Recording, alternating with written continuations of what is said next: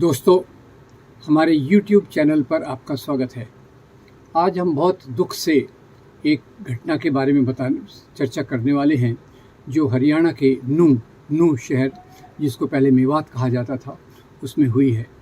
जैसे आपने सुना होगा, नूह में 31 जुलाई को उसके बाद एक जलाभिषेक यात्रा निकाली जाती है, शिव जलाभिषेक यात्रा।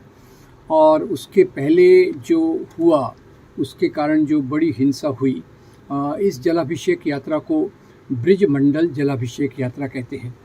अब इसकी जलाभिषेक यात्रा की तैयारी के पहले जो कुछ हुआ वो काफ़ी हमें सोचने लायक बात है। इस यात्रा पर मुस्लिम कम्युनिटी के लोगों ने बाहर से अटैक किया और जो यात्रा के लोग थे, यात्रा के लोग हथियार, तलवार, बंदूक वगैरह लेकर चल रहे थे। और इस दुर्घटना में बहुत सारा नुकसान हुआ, कई जानें गई और कई चीज़ों की तोड़फाड़ की गई। अब समझने की बात यह है कि ये जो जलाभिषेक यात्रा है, इसको जानबूझकर मुस्लिम मेजॉरिटी एरिया से क्यों निकाला गया, पहला सवाल है। सरकार जानती थी कि इस प्रकार की यात्रा में हिंसा हो सकती है, और जैसे हम जानते हैं कि जब भी मुस्लिम मेजॉरिटी एरिया में इस प्रकार की यात्राएं निकाली जाती हैं, भड़काऊ नारे, भड़काऊ बयान दिए जाते हैं, जिसके कारण बाद में हिंसा होना काफ़ी आसान हो जाता है। तो इस माहौल में सबसे पहला सवाल ये उठता है कि ये यात्रा के पहले जब मोनू मानेसर, आप जानते होंगे, आपको याद होगा कि इसी शहर में, भरतपुर में, जो इसके पास में है, वहाँ 2 मुसलमान नौजवान नासिर और जुनैद, इनको काऊ विजिलेंटेज, जो गाय के नाम पे, गाय की रक्षा के नाम पर आतंक मचाते हैं, कई लोगों को मारते हैं। मोनू मानेसर, ऐसा एक आरोप है कि मोनू मानेसर और उसकी गैंग ने इनको पकड़ा, मारा, पीटा और फिर इनकी गाड़ी में जला दिया।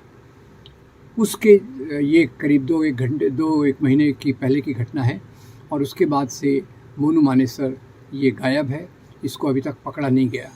अब जब ये वीडियो जारी कर रहा है, वो एक आरोपी है और इतने साहस से वो ये वीडियो जारी कर रहा है, तो एक सोचने की बात है कि सरकार की व्यवस्था क्या कर रही है। दूसरा, इस यात्रा के पहले, एक दिन पहले ही वहाँ वीएचपी के एक बड़े नेता, उन्होंने भी एक बहुत बड़ा नफरती बयान दिया, और एक और नेता हैं बिट्टू बजरंगी ने भी इस प्रकार के हेट वीडियोस जारी किए। अब ये जो हेट वीडियोस, नफ़रत वाली भाषा वाले वीडियो लगातार जारी करना, ये इससे समाज में एक जो गलत मैसेज जा रहा है, वो हमारे लिए सोचने का विषय है। हिंसा तो वैसे होती नहीं है, अगर सरकार चाहे तो हिंसा को रोका जा सकता है। अब जब इतना पता था कि यहाँ से यात्रा निकलने वाली है और ये मोनू मानेसर आने वाला है, तो निश्चित रूप से स्थानीय लोगों में एक नफ़रत उसके लिए है, क्योंकि नासिर और जुनैद की उसने हत्या की। और इसी में एक पाकिस्तान का एक वीडियो था, जो एक मेवाती नाम के, एहसान मेवाती नाम का कोई व्यक्ति चलाता है, जो पाकिस्तान से है, उसने भी नफ़रत भरे वीडियो को जारी किया। तो अब एहसान मेवाती, जो एक पाकिस्तानी है, जो अपना एक चैनल चलाता है, उसको भी ऐसा बताया गया कि जैसे वो नूह से है, मेवात से है।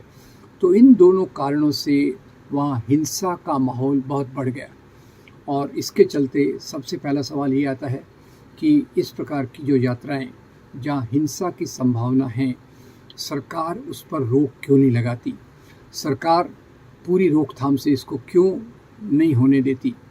तीसरा सवाल ये है कि इस प्रकार की यात्राओं में तलवार, बंदूक ये कैसे अलाउ करते हैं? फिर इस प्रकार के भड़काऊ वातावरण में जब इस पर हमला होता है, जो हमला करने वाले हैं वो भी काफ़ी, उनको भी नियंत्रण में लाया जा सकता है। सरकार के पास खुफिया जानकारी रहती है कि कौन लोग किस प्रकार से योजना बना रहे हैं, कौन लोग किस प्रकार की बात करने वाले हैं, ये तो सरकार को पता रहता है। तो सवाल ये है कि एक तरफ इस हिंसा में करीब 7 लोग मारे गए और बहुत सारे व्हीकल्स को तोड़ा फाड़ा गया, उस पर नुकसान हुआ, संपत्ति का बहुत नुकसान हुआ। जैसे मैंने बताया, मेवात के मुसलमान ये ज़्यादातर गौ पालन और इस प्रकार की चीज़ों पर उनका जीवन आश्रित होता है। यहाँ गरीबी बहुत है और यहाँ का जो मुसलमान है वो मिश्र परंपरा के मूल्यों को लेकर चलता है। उसके बावजूद पहले तो इस क्षेत्र का नाम बदला गया, फिर इस क्षेत्र में मोनू मानेसर जैसे लोग जो गाय की सुरक्षा के नाम पर एक प्रकार का नफ़रत फैलाते हैं, जिससे वातावरण बहुत दूषित हो जाता है, वो भी एक चिंता का विषय है। अब ये जो हिंसा यहाँ हुई मंदिर के पास, ऐसे वीडियोज़ आए हैं कि मंदिर के अंदर से लोगों ने गोली चलाई। मंदिर को बाहर एक मुस्लिम भीड़ ने घेरा हुआ था, पर यह भीड़ मस्जिद से करीब 1 किलोमीटर दूर थी और मस्जिद के अंदर घुसकर कई लोगों ने गोलीबारी की और कई लोगों ने इस प्रकार की हिंसा को प्रेरणा दी। दूसरी दुख की बात यह है कि इसी के एक दिन बाद एक दूसरी मस्जिद में जहाँ नायब इमाम जिनका नाम साद है, और उन मस्जिद में घुसकर उनकी हत्या की गई। और ये साद की हत्या का मैं ख़ास तौर से उल्लेख इसलिए कर रहा हूँ कि साद नाम के जो नायब इमाम थे वो एक गाना बहुत अच्छे से गाते थे। उसका नाम था, वो गाना इस प्रकार से था, हिंदू मुसलमान एक थाली में खाएं, अल्लाह इस प्रकार का हिंदुस्तान बनाएं। ये एग्जैक्ट वर्ड्स नहीं है, उसको मिलते जुलते शब्दों में मैं कह रहा हूँ। तो एक ऐसे व्यक्ति की भी इसमें हत्या की गई और उसी के साथ साथ कई बेगुनाह लोग, कई पुलिस के लोग मारे गए। तो सवाल आखिर में ये उठता है, जब हम जानते हैं कि ये हिंसा की संभावना है तो उसको रोका क्यों नहीं जाता, पहली बात। दूसरा, जो नफ़रती वीडियो जारी किए जाते हैं उन नफ़रती वीडियो पर बंधन क्यों नहीं लगाया जाता, अंकुश क्यों नहीं लगाया जाता। नंबर 3, जब सरकारी व्यवस्था के पास इतना यंत्र है, इतनी संख्या में उनके पास इंटेलिजेंस रहता है, जानकारी रहती है, खुफिया जानकारी रहती है, तो उसके बावजूद लोगों को हथियार ले जाने की अनुमति कैसे मिलती है और दूसरे लोग हथियारों से इस पर हमला कैसे करते हैं। तो इसका तो मतलब यही हुआ कि सरकार को इस प्रकार की हिंसा को रोकने में कोई दिलचस्पी नहीं है और सरकार चाहती है कि ये हिंसा हो ताकि इसमें ध्रुवीकरण हो। अब नूंह जिले से बाहर जाकर ये हिंसा दिल्ली एनसीआर के पास फैल रही है और दिल्ली एनसीआर, जैसा आप जानते हैं, एक बहुत इंडस्ट्रियल एरिया है। यहाँ बड़े बड़े उद्योग धंधे, आईटी सेंटर्स हैं और उसके कारण अगर ये इसका परिणाम हमारे उद्योग धंधों पर हुआ तो कितना नकारात्मक परिणाम होगा, ये सोचने की बात है। और इसको देखकर सुप्रीम कोर्ट ने एक आदेश जारी किया। सुप्रीम कोर्ट ने आदेश ये किया कि ये जो नफ़रत फैलाई जा रही है, ये इसको रोकना बहुत ज़रूरी है।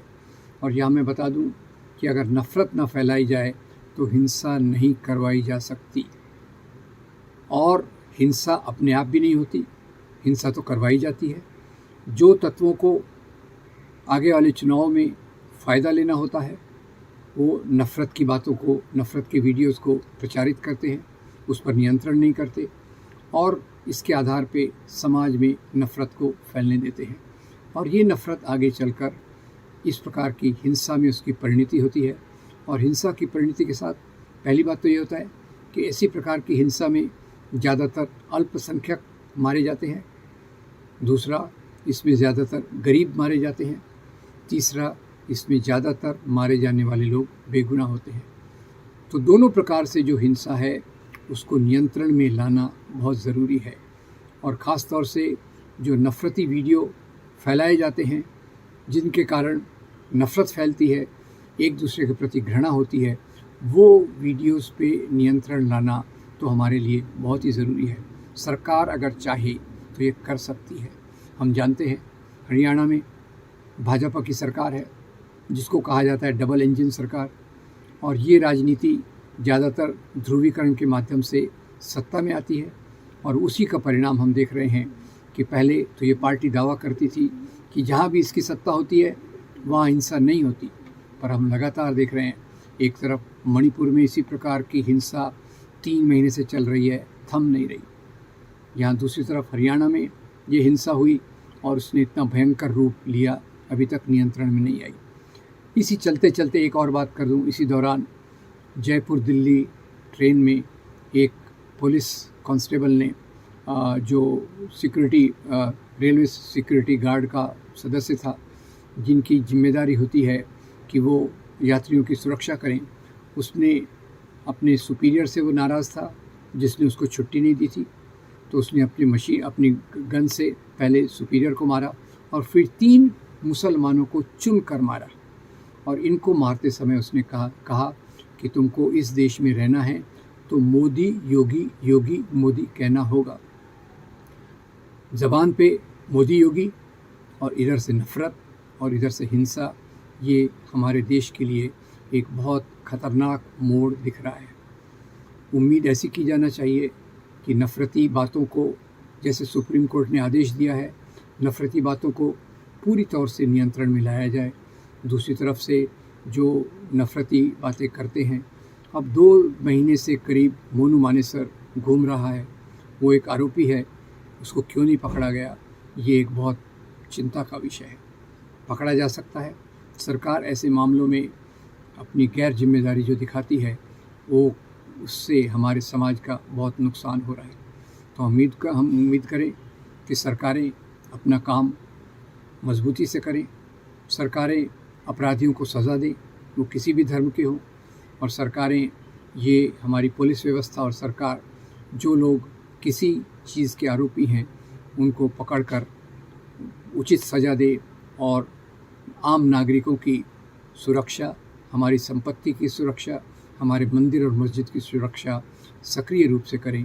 ये हमारे लिए करने की ज़रूरत है। मैं उम्मीद करता हूँ कि इस प्रकार की भी बात हमारे समाज में होगी, ताकि हम एक शांति प्रिय तरीके से शांतिपूर्ण समाज की स्थापना के लिए काम करें।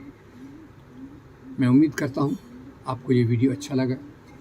अगर आपको ये वीडियो अच्छा लगा तो इसे लाइक कीजिए, फॉरवर्ड कीजिए और हमारे चैनल को ज़रूर सब्सक्राइब कीजिए।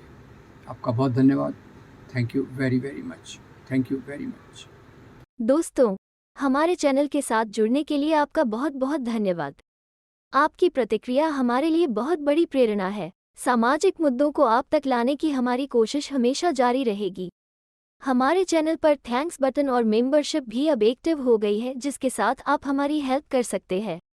हमें उम्मीद है कि आप मेंबरशिप ज्वाइन करेंगे और थैंक्स बटन के जरिए भी हमारी मदद करेंगे। आप सबका धन्यवाद।